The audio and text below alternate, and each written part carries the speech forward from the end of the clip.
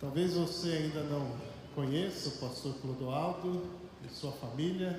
Cadê o Paulo e a Kátia Silene? Fique em pé, por favor. É o Paulinho, né? E a Kátia. Deus abençoe, pode se sentar. O pastor Clodoaldo é membro da nossa igreja. Ele foi consagrado ao ministério pastoral em 2004 e dirigiu a Igreja Batista em Caieiras até 2013. E depois ele tem se dedicado à engenharia, outra formação dele, o que o trouxe a Piracicaba pela primeira vez em 2016. Ele veio trabalhar como engenheiro, foi membro da nossa igreja nesse período, tocava aqui, né? Baterista, professor da escola bíblica. E aí ele voltou a São Paulo por conta do trabalho e agora retornou a Piracicaba porque ele disse que ele ama essa igreja e quer morrer aqui agora. Não hoje, né? Não agora, né? Mas ele voltou o ano passado a Piracicaba por conta do seu trabalho de engenheiro e está morando aqui. E é um privilégio tê-lo aqui conosco nesta manhã, para podermos ouvir a palavra de Deus. Deus o abençoe na condução da sua palavra. Vamos orar? Pai, eu peço que o Senhor nos conduza mais uma vez nesse tempo em que nós queremos ouvir a Tua voz. Usa a vida do Teu servo, que ele seja instrumento nas Tuas mãos. Nós clamamos em nome de Jesus. Amém.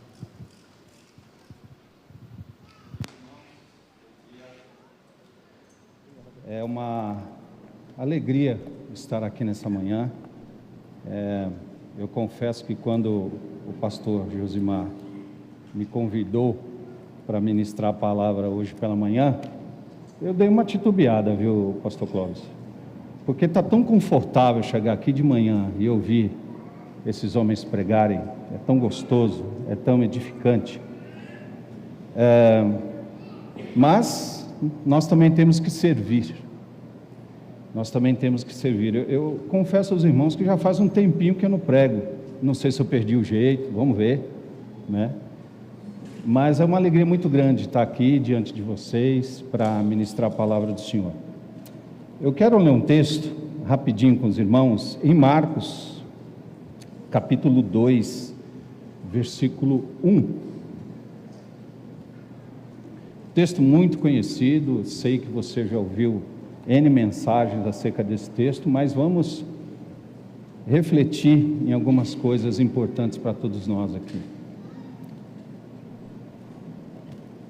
A partir do verso 1 do capítulo 2 de Marcos, a Escritura nos diz: Alguns dias depois entrou Jesus outra vez em Cafarnaum, e soube-se que ele estava em casa. Ajuntaram-se, pois, muitos, a ponto de não caberem nem mesmo diante da porta, e ele lhes anunciava a palavra.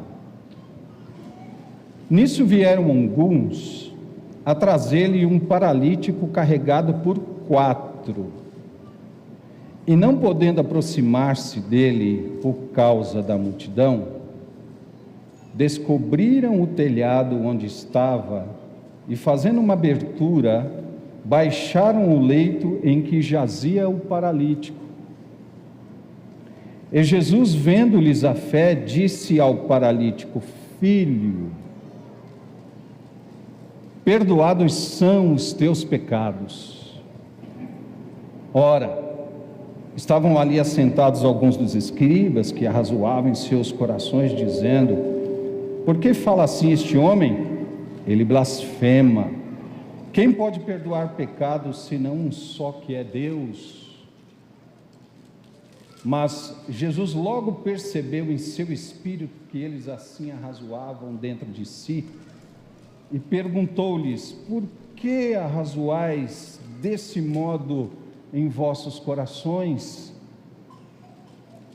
Qual é mais fácil? Dizer ao paralítico: perdoados são os seus pecados, ou dizer: levanta, toma o teu leito e anda? Ora, para que saibais que o Filho do Homem tem poder sobre a terra, autoridade para perdoar pecados. Ele disse ao paralítico: a ti te digo, levanta-te, toma o teu leito e vai para a tua casa. Então ele se levantou, e tomando logo o leito, saiu à vista de todos, de modo que todos pasmavam e glorificavam a Deus, dizendo: nunca vimos coisa semelhante. Passagem linda, uma passagem maravilhosa, registrada aqui no Evangelho de Marcos, que foi o primeiro evangelho a ser escrito, segundo alguns comentaristas. Marcos escreveu o seu evangelho tendo o apoio de Pedro, e ele nos registra essa história, que ela é muito interessante, muito paradigmática para nós. É a história de um homem paralítico que foi conduzido a Jesus por 4 homens. O Evangelho de Mateus, no capítulo 9, conta essa história com algumas particularidades, e em Lucas, capítulo 5, essa narrativa também é relatada com algumas particularidades interessantes. E é interessante nós analisarmos que esse texto ele tem a ver também comigo e com você. Esse texto ele tem a ver com a nossa caminhada em comunidade, a nossa caminhada como filhos de Deus, e ela tem muito a ver também com a nossa missão aqui nesse mundo. Aquele paralítico, ele teve o apoio de 4 homens, que a Escritura Sagrada não nos diz nem mesmo os seus nomes, e a gente não sabe nem o nome do paralítico. Pessoas anônimas, mas pessoas incrivelmente admiráveis. Imagine só aqueles homens sabendo onde Jesus estava, olhando para o seu amigo, se é que eles eram amigos, a Escritura Sagrada não nos fala, mas era uma pessoa que precisava da intervenção do Senhor. E aqueles 4 homens então decidiram conduzi-lo até Jesus Cristo, aquele que tem poder para curar, nos diz Lucas. Quando Lucas nos fala desse texto, ele deixa bem evidente a unção de Deus. Ele tinha o poder de Deus para curar, poder para curar. E aqueles homens, sabendo disso, homens de fé, homens de iniciativa, conduziram aquele paralítico até Jesus. Por quantos quilômetros? Não sabemos. O paralítico era pesado, era franzino? Não sabemos. O fato é que eles se esforçaram ao máximo para conduzir aquele homem até Cafarnaum, e chegando em Cafarnaum, onde Jesus estava, a casa estava repleta de pessoas. Havia uma multidão ali. Em Cafarnaum, Jesus Cristo deu início ao seu ministério. Ele nasceu em Belém, viveu em Nazaré, e nos 3 últimos anos do seu ministério, ele estava sediado em Cafarnaum. E o texto diz que ele estava em sua casa, talvez na casa de Pedro, aonde ele estava morando, não se sabe. Mas ali havia uma grande multidão, e quando aqueles homens chegaram, a multidão não deu passagem. A multidão estava ali na expectativa de que coisas acontecessem, mas não deu passagem para aquele homem ser curado por Jesus. E diante de toda aquela dificuldade, aqueles homens criativos tentaram de um lado, tentaram do outro, não conseguiram. Eles tiveram uma ideia: vamos subir ao eirado, vamos ver mais ou menos onde Jesus está. Tem mais para oferecer, seu Clodoaldo. Você tem mais para disponibilizar.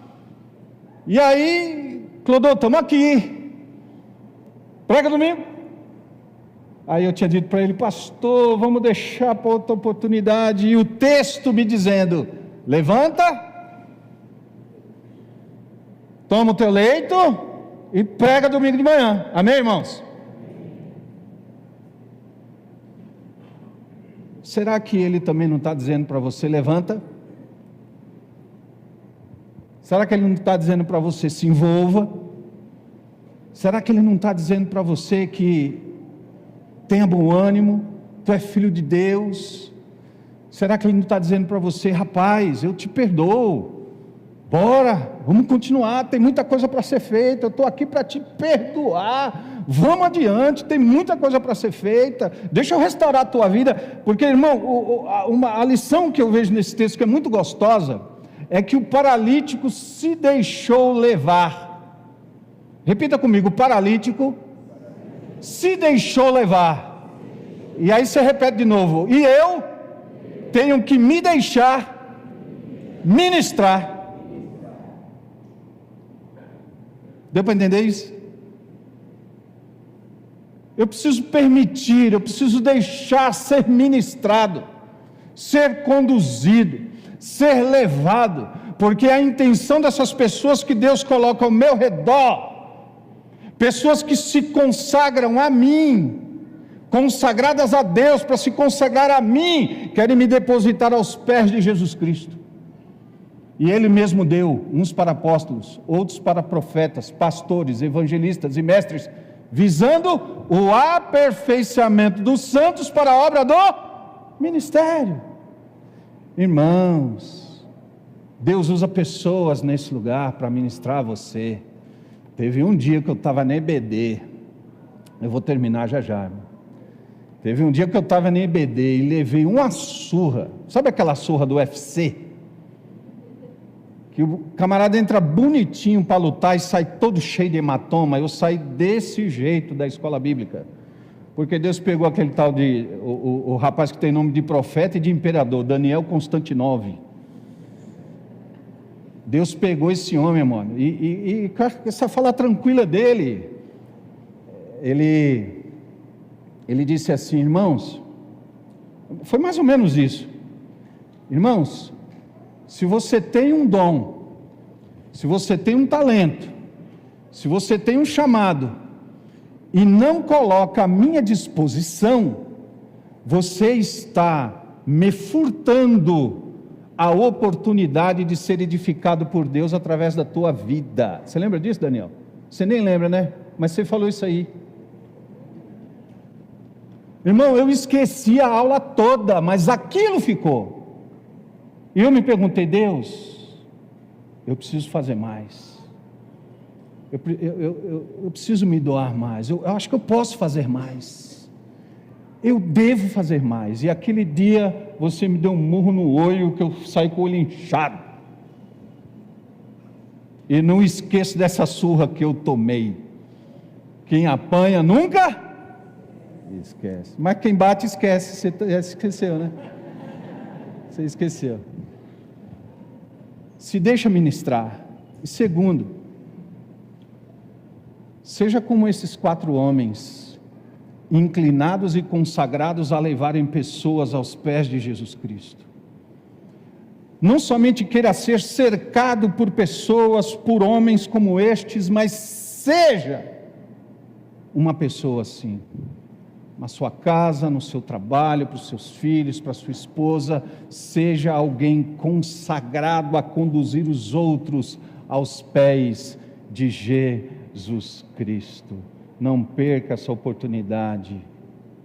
Seja ministrado por pessoas, se abra para ser ministrado por pessoas, mas seja um instrumento de Deus na vida de muitas pessoas.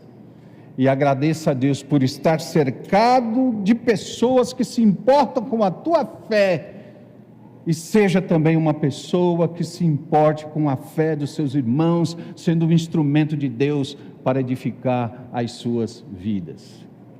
Deus abençoe, em nome de Jesus.